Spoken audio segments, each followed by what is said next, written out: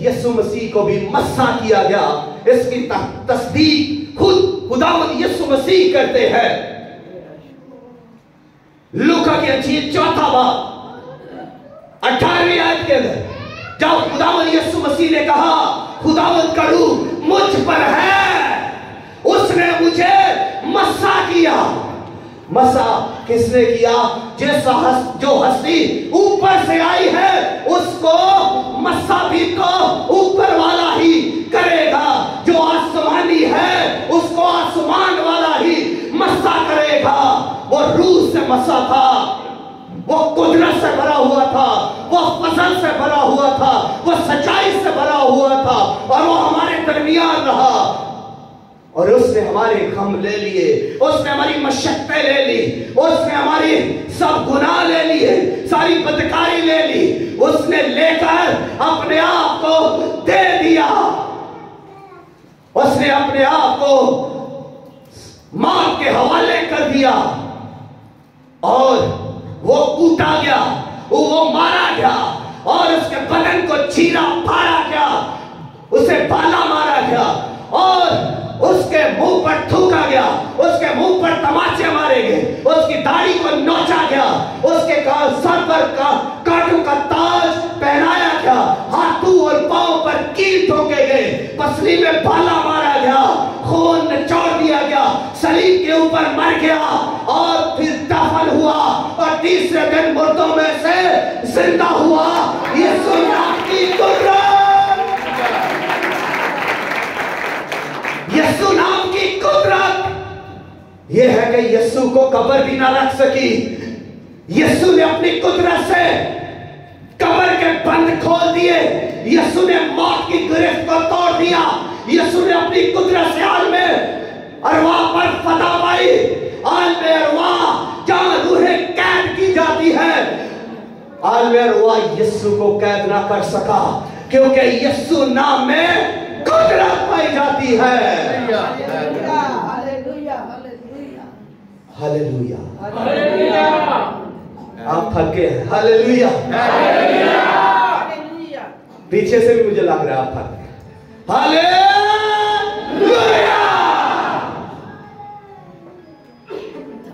موت یسوع مسیح کو اپنے قبضہ میں نہ رکھ سکی، قبر یسوع مسیح کو اپنے قبضہ میں نہ رکھ سکی، عالم ارواح یسوع مسیح کو اپنے قبضہ میں نہ رکھ سکی، کیونکہ یسوع مسیح پر کیا تھا؟ روح تھا۔ یسوع مسیح روح سے مسح کیے گئے، یسوع مسیح ایک خاص مقصد کے لیے آئے، یسوع مسیح باپ کی مرضی کو پورا کرنے کے لیے آئے، یسوع مسیح باپ کو ظاہر کرنے کے لیے آئے۔ یعنی خدا کو کس نے ظاہر کیا؟ یسوع نے۔ باپ کو کس نے ظاہر کیا؟ یوحنا کہتا ہے خدا کو کسی نے نہیں دیکھا، جو گود میں ہے اسی نے ظاہر کیا۔ گود میں کون تھا؟ یسوع تھا۔ اصلی کون تھا؟ یسوع تھا۔ کلام کون تھا؟ یسوع تھا۔ اور یسوع کس کے ساتھ تھا؟ خدا کے ساتھ تھا۔ یسوع کہاں تھا؟ اصل میں تھا، ابتدا میں تھا، اور یسوع مسیح ہی خدا تھا، اور وہی مجسم ہوا، اور فضل اور سچائی سے بھرا ہوا معمور ہو کر کوئی گنجائش باقی نہیں رہتی، معمور ہو کر، یعنی سر کے بالوں سے لے کر پاؤں کے تلوا تک وہ فضل سے معمور تھا، وہ سچائی سے معمور تھا، وہ بھرا ہوا تھا، کہیں پر کوئی گنجائش نہیں باقی کہ کوئی چیز رکھی جائے، فضل سے بنا، اور وہ فضل کھیل کے لیے تھا، انسانوں کے لیے، وہ سچائی کن کے لیے تھی؟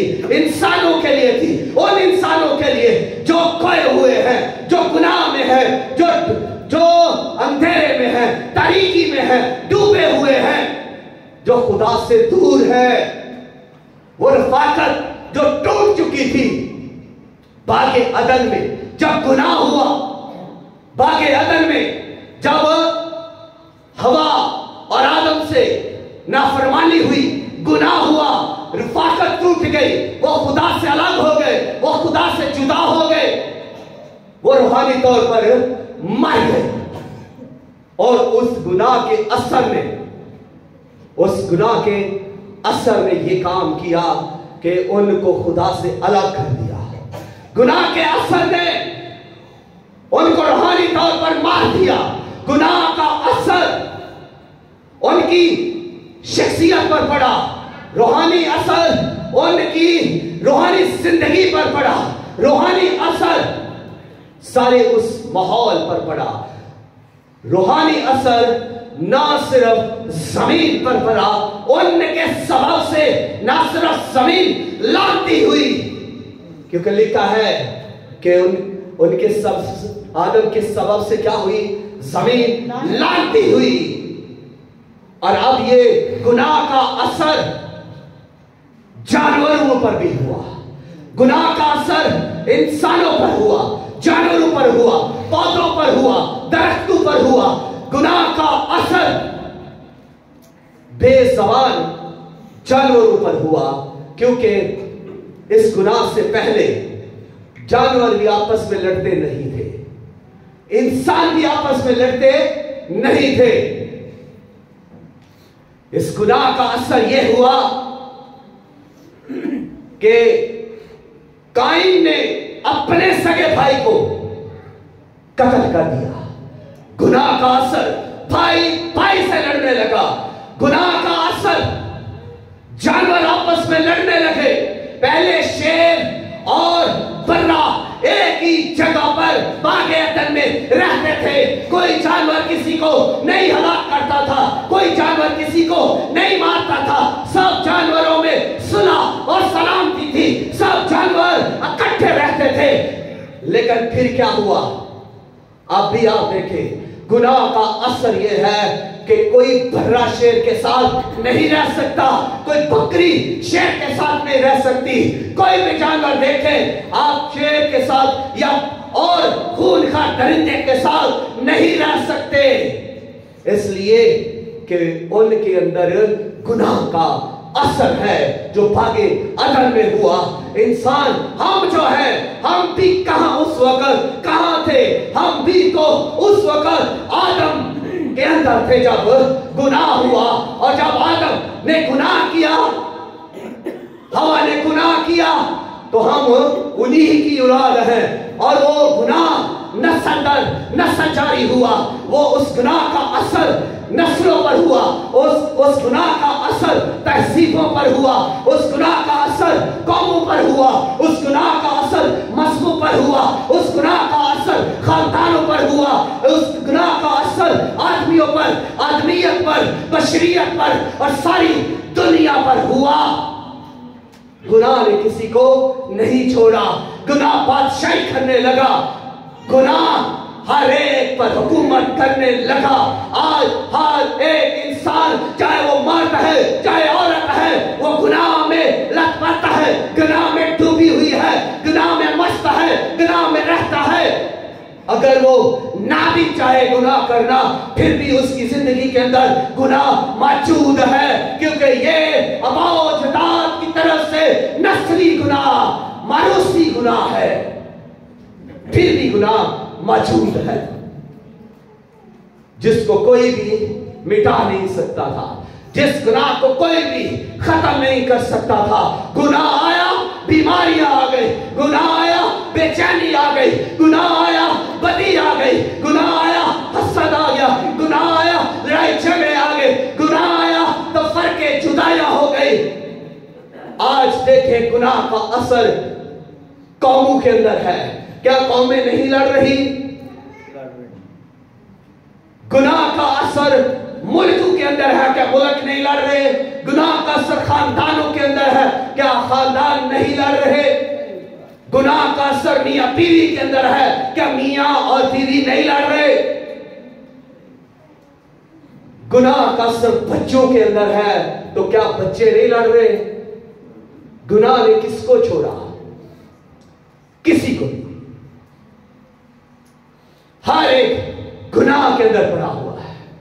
और یسوع مسیح کا آنا، کلمہ خدا کا اس زمین پر آنا، مولود مقدس یسوع مسیح کا اس دنیا میں آنے کا مشن اور مقصد یہی تھا کہ اس گناہ کو مٹائے، اس گناہ سے خلاصی کرائے، اس گناہ سے نجات دے۔ لکھا ہے کہ وہ اپنے لوگوں کو ان کے گناہوں سے نجات دے گا۔ اپنے لوگ کون سے لوگ؟ جو خدا کے لوگ ہیں، جو خدا پر بھروسہ کرتے ہیں، جو خدا پر توکل کرتے ہیں، جو خدا سے پیار کرتے ہیں، جو خدا کی طرف دھیان کرتے ہیں، جو یسوع مسیح کو قبول کرتے ہیں، جو اس کے کلام پر چلتے اور زندہ خدا کی مرضی کے مطابق زندگی کو بسر کرتے ہیں، وہ اس کے اپنے لوگ ہیں۔ اور خدا نہیں چاہتا کہ اس کے اپنے لوگ مر جائے، ہلاک ہو جائے، تباہ ہو جائے، برباد ہو جائے۔ خدا نہیں چاہتا کہ اس کے لوگ سس کے در پہ بے چین رہے، بیماریوں کے اندر رہے۔ خدا محبت کا خدا، رحمت کا خدا، شفقت سے بھرا ہوا خدا، جس نے اس باغ عدن کے اندر ہی نجات کا مژدہ دے دیا تھا، نجات کی خوشخبری دے دی تھی۔ اس نے بتا دیا ہوا آدم کو اور اس ابلیس کو، سانپ کو بتا دیا۔ تیسرے باب کی 15ویں آیت کے اندر بتا دیا گیا کہ میں تیرے عورت میں عداوت ڈالوں گا، تیری نسل اور عورت کی نسل میں عداوت ڈالوں گا، عورت کی نسل تیرے سر کو کچلے گی اور تو اس کی ایڑی پر کاٹے گا۔ بتا دیا گیا ایک آئے گا، ایک نجات دینے کے لیے آئے گا، ایک گناہ کو ختم کرنے کے لیے آئے گا، ایک نجات دینے کے لیے آئے گا۔ پھر نبی آئے، کوئی بھی نجات نہ دے سکا، کوئی بھی ابلیس کا سر کچل نہ سکا، سانپ کا سر کوئی بھی کچل نہ سکا۔ بالآخر مقدس خدا، قدوس خدا، سلوس خدا کو انسان بننا پڑا۔ وہ چرنے میں آیا، اس نے مقدسہ مریم کے بدن اطہر سے پیدائش لی اور وہ لڑکا پیدا ہوا اور اس کا نام یسوع رکھا گیا۔ اور اس کا پھر کام کیا تھا؟ اپنے لوگوں کو نجات دے، اور اس نے اپنے لوگوں کو نجات دی۔ جس کسی نے بھی اس کو قبول کیا، جس کسی نے بھی اس پر ایمان رکھا، جس کسی نے بھی یہ ایمان رکھا کہ یسوع میرا نجات دہندہ ہے، جس کسی نے بھی یہ ایمان رکھا کہ یسوع مسیح میرا فدیہ دینے والا ہے، جس کسی نے بھی یہ ایمان رکھا کہ یسوع خدا کا بیٹا، خدا کا کلمہ اور خدا ہے، اس کو یسوع مسیح نے نجات دی۔ اس کے لیے یسوع مسیح صلیب کے اوپر مر گیا، اس کے لیے یسوع مسیح نے اس کے گناہوں کی دستاویز کو صلیب کے اوپر کیلوں کے ساتھ جڑ دیا۔ دیکھتے رہ گئے، بربلا تماشا بنا دیا، سب دیکھتے رہ گئے۔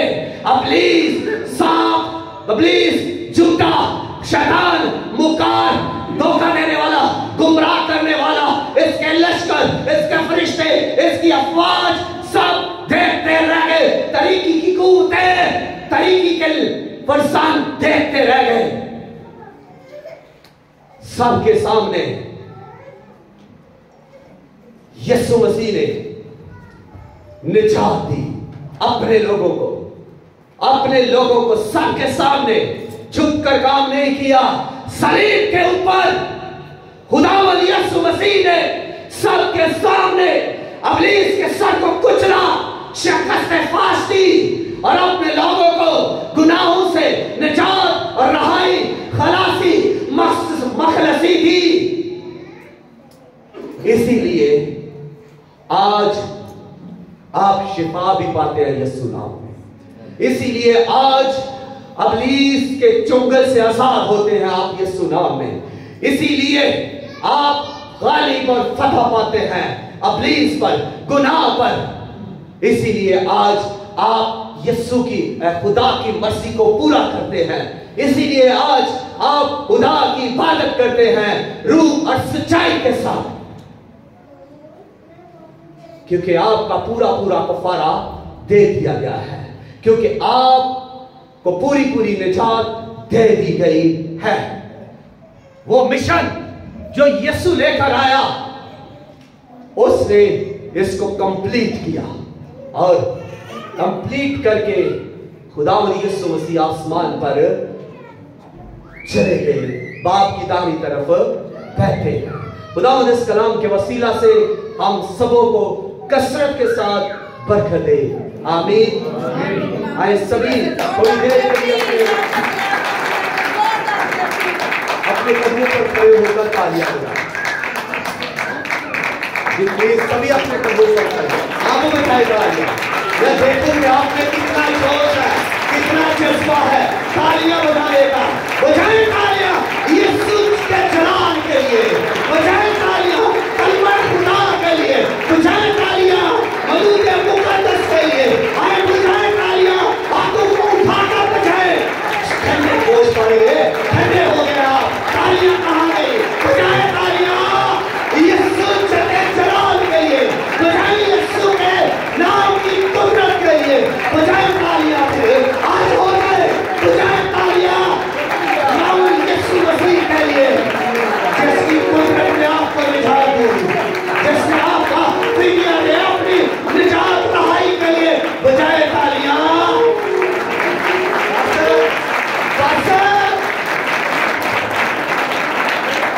نجات کا کوئی ساز ہے؟ ہاللویا، ہاللویا،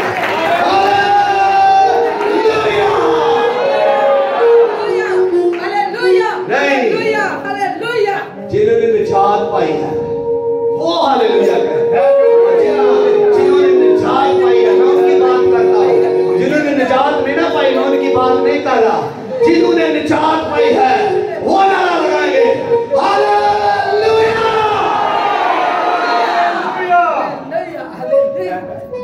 آئے کھڑے دعا کریں، شکر گزاری کریں اپنی نجات کے لیے، اپنے نجات دہندہ کے لیے جو عرش مولا سے آیا، جو عرش بھری سے آیا، جو خدا کے ساتھ تھا، جو خدا